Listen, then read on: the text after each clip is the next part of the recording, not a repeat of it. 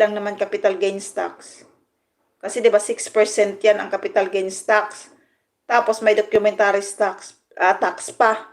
Eh ang state tax kasi patay na yung may-ari doon tayo mamatay niya. Relocation survey lang. Parang baka relocation survey tapos basta sinabi niya sa akin for approval, hindi mo ragkuan butyo kanang subdivision plan kasi i-subdivide ka eh. Gagawan ka kasi ng sarili mong kasi nga buong lupa yun eh. Dalawa pa lang kami, may isa ng una, yung tita namin, nakapagpasukat na sa kanya, yung isang tita namin na tita ko talaga, kasi pinsan nila tong isang nakabili eh. Yun ang hindi pa nasukat. Nasukat daw yan. Noon wala lamang record.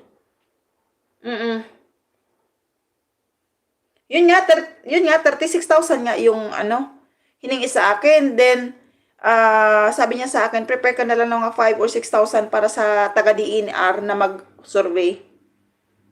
So yun na yun. Pag DNR next niyan, mga steps natin is for titling na.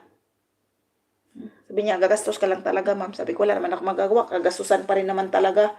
Kasi kung personal mo rin lalakarin, una sa lahat matagal. Gastos pamasahe, punta doon, punta dito. At least sila may mga contacts na yan doon. Madali na lang. Isang araw lang nakuha nga niya yung records ng doon sa sa DNR. Bilis. Ganun talaga sabi niya, ganun talaga mapag may contact. Pero pag ikaw maglakad, ako, pahirapan ka lang ng mga yan. Totoo naman eh. Yun ang nangyari sa lupa.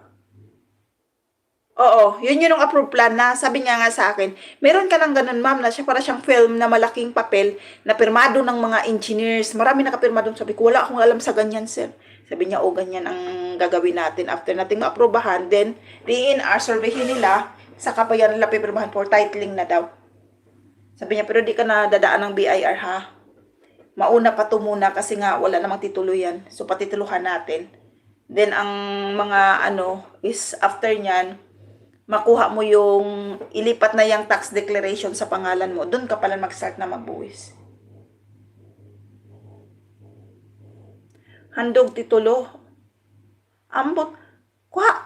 Di ko lang alam, butyok ha, kung ang tawag doon? Ano ba ako niyan? Tawag dito. Yung handog titulo, ano ba ako niyan? Eligible ba ako niyan sa ganyan? Sino ang pwede lang sa mga handog titulo? Baka may mga certain lang yan, groups of people na para sa handog titulo siguro. Or, di ko alam kung ano yung magtatanong nga ako niyan kung ano yung handog titulo. Oo, yun nga. Sabi naman niya sa akin may blueprint yan, ma'am. Sige, basta kompleto yan. Kompleto yung magiging papel mo. So, inantay lang namin kasi magpipiesta nga. Inantay pa namin makakuha ng tawag dito, tax declaration nung may-ari talaga doon sa assessor's office. Pero syempre, ang kukuha nun is yung mga kaapu-apuhan. So, fiesta kasi di sila makalakad.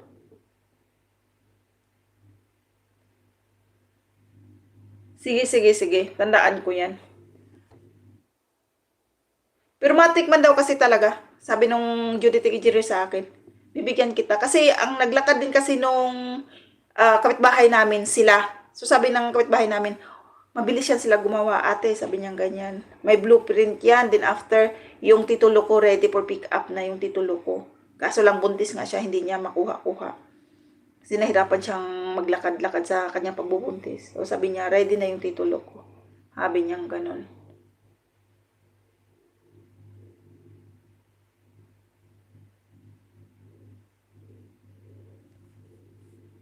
Baka ganun lang ang gagawin siguro. Baka ganun lang gagawin ng Judicial Engineer siguro. Sa akin.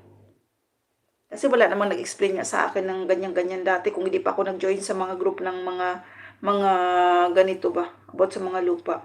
Kasi madadaya talaga tayo pag wala tayong knowledge.